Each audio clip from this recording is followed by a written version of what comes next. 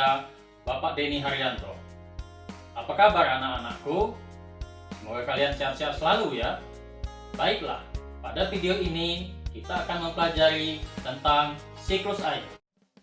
Tahukah kamu bahwa 71% permukaan bumi ditutupi oleh air? Dari jumlah tersebut, 97% berupa air asin, yakni yang berada di laut. Sisanya, 3% merupakan air tawar atau air yang berada di darat.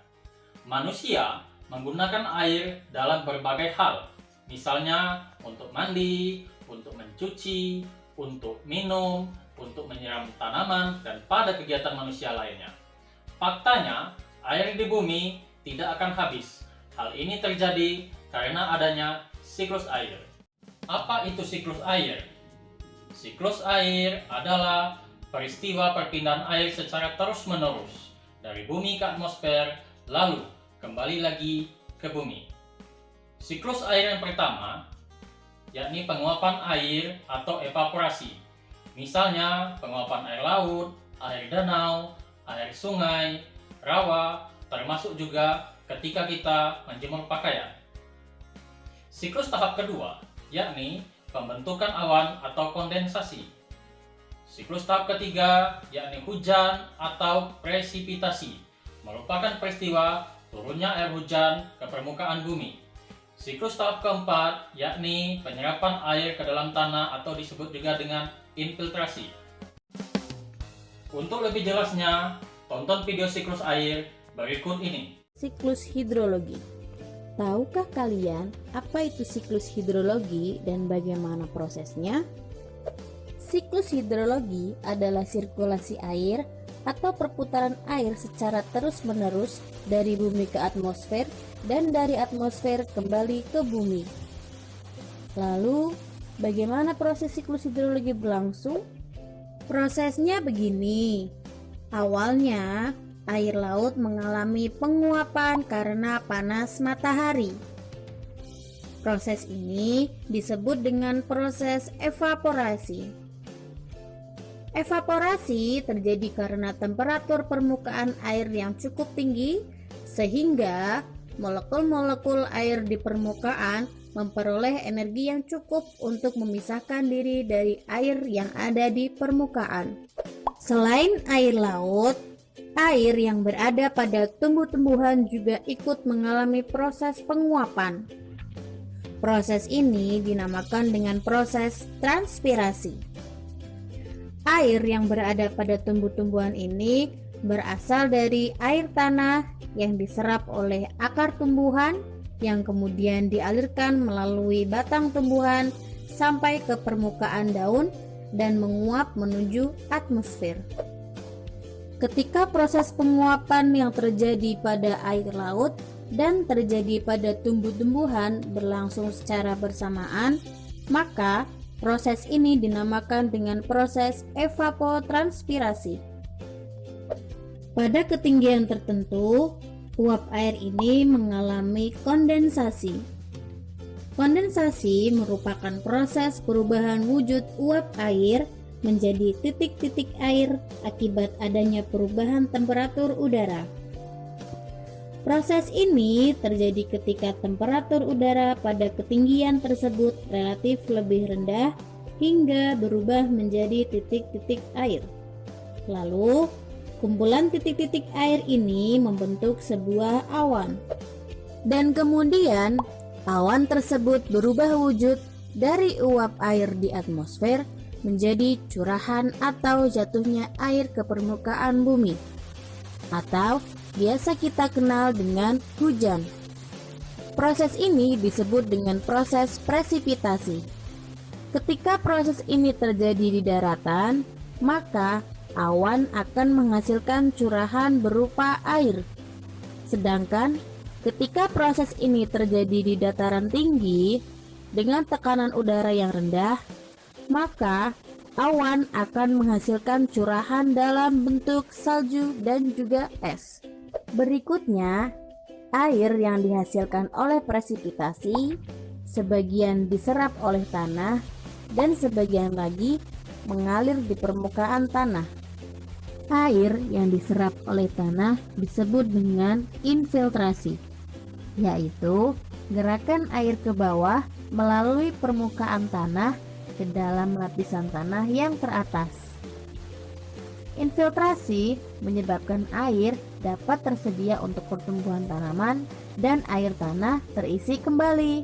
Sedangkan air yang mengalir di permukaan tanah disebut dengan runoff, yaitu proses pergerakan aliran air di permukaan tanah melalui aliran selokan, kanal, sungai, dan anak sungai. Umumnya, runoff terjadi karena air yang mengalir tidak dapat diserap lagi oleh tumbuhan dan tanah. Air yang mengalir melalui aliran permukaan itu pun menuju ke laut. Siklus ini terjadi berulang-ulang, makanya air terus tersedia di bumi. Tahukah kalian bahwa siklus hidrologi memiliki 3 jenis tahapan, yaitu siklus pendek, siklus sedang, dan siklus panjang? Jenis tahapan yang pertama yaitu siklus pendek. Proses siklus pendek diawali ketika air laut mengalami proses evaporasi atau menguapnya air laut karena panas matahari. Uap air ini lalu menguap ke atmosfer. Pada ketinggian tertentu, uap air ini mengalami proses kondensasi atau pengembunan menjadi awan-awan. Lalu, awan tersebut tertiup oleh angin hingga berkumpul dengan awan lainnya.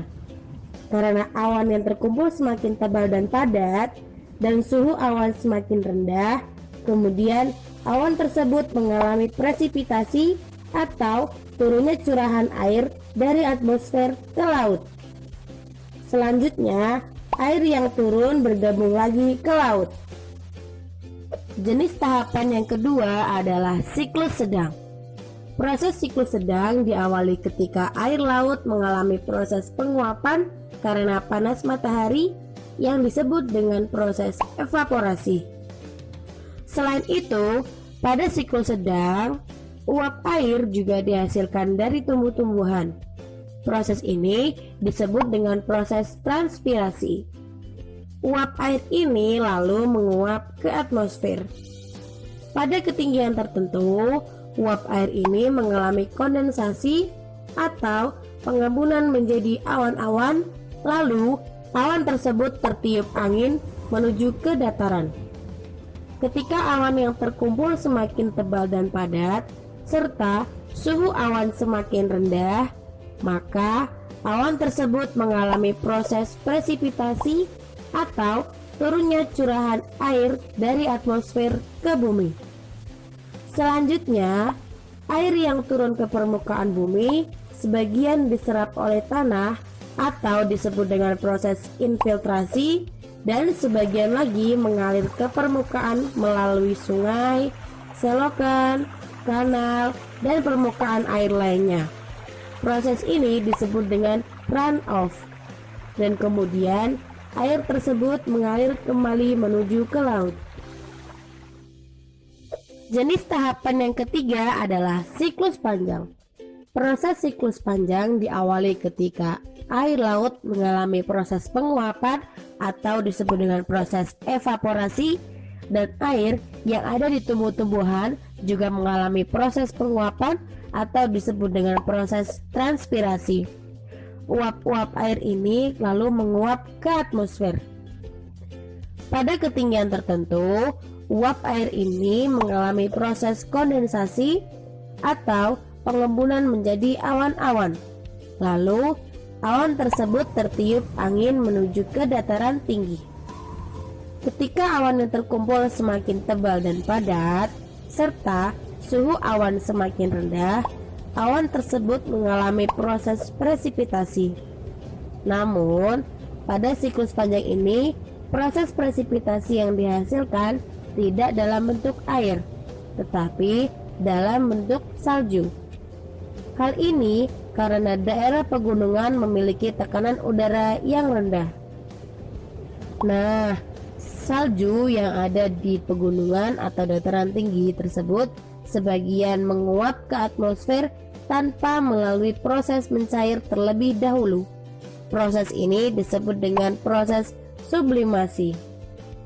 Lalu, sebagian salju yang lainnya mencair kemudian mengalir ke permukaan bumi atau disebut dengan proses runoff. Ada juga air yang meresap ke tanah. Oke, demikianlah pembelajaran geografi kita pada pertemuan kali ini. Tetap jaga kesehatan dan sampai jumpa pada video pembelajaran geografi berikutnya. Salam.